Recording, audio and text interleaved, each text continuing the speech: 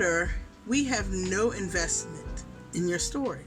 We have an investment in making sure that your final product is a great story. So we have a sharper eye to catch the things that you might not catch.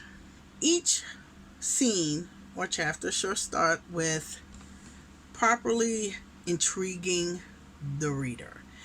So it could be a great line of dialogue, it could be setting the stage for where we are, and it should also always give us some idea about where we are in regards to time, setting, place, because if we don't have that setting, then it's easy for a reader to not know where they are in the story, which is problematic.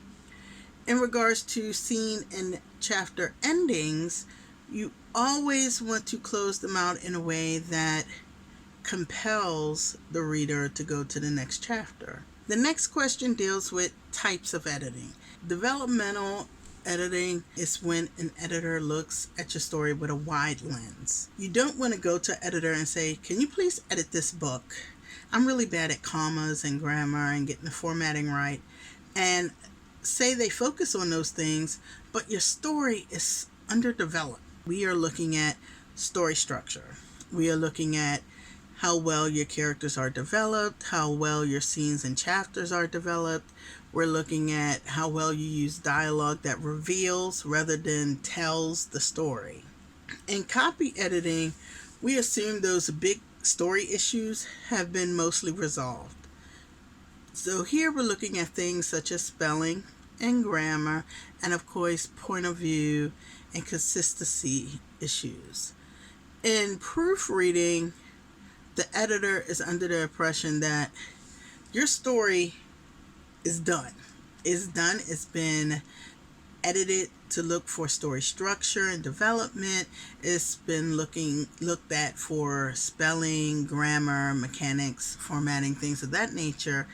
And the eagle eye editor of a proofreading is making sure that the layout is exactly how it should be, that there are no widows and orphans in your paragraphs and lines. I try to provide teachable moments so that this isn't a one-off deal. You learn about how to further develop this current story, but you can still take those pieces of information onto new stories. And of course, my last piece of advice is to write. Hi, I'm Melissa, and I'm not Amber Malloy. Winning Her is about a chef who has a second chance relationship with a general manager of an NFL team. They were college sweethearts that come back together due to different life circumstances, and in which they fall in love and live happily ever after. Doll Baby Hamilton is on a surprise date, and she sees Bane Carter and believes that this is her second chance at love.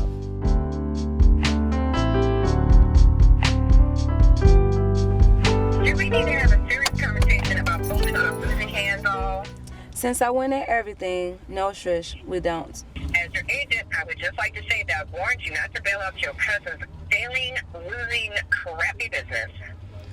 Lisa, my problems now. And why is that?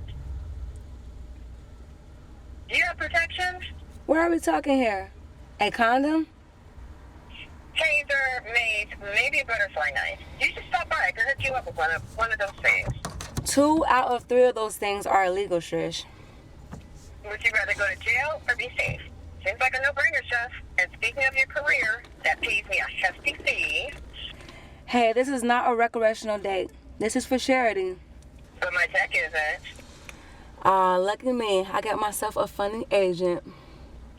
No, what's funny is that you decided to help with your cousin, which was originally charity. Then she failed to mention that your ex-husband was her business partner who has blackmailed you into performing what? More charity. And now you're going on a date with most likely a murderer because your asshole cousin auctioned you off for, say it with me, doll, charity. Charity. As a good friend and agent, I will check in within 15 minutes to make sure you're still alive because one of us doesn't do charity. Oh, and don't forget to drop a location pin. I need you alive and kicking for that pitch meeting. Bye, girl.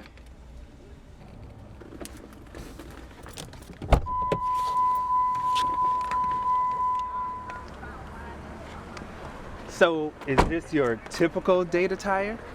For the record, I thought I'd have to fight. What the hell happened to your dating life since we broke up? I asked you the same thing, but that second wife and I... Ooh. What are you doing here, Bane? Decided to check out how this whole saving people thing feels. And? So far, I don't recommend it. Pardon me, Mr. Winston, but I offer to pay the highest bidder back. I wouldn't dream of it. Where are you taking me? Trust me, you'll like it. So have you talked to your cousin since she put you on the auction block like a slab of meat? No, but pretty soon, the Suntown will run a story announcing my retirement as executive chef, first down, along with general manager of the Mavericks, Bane Winston, who will be divesting from there. No shit. No shit. Oh man, they are going to be livid. You know, I almost forgot what it was like to be on your bad side. Did you really? Wait, what do they call that? A fugue state? Oh, look at that. I got myself a funny agent and a funny ex-husband.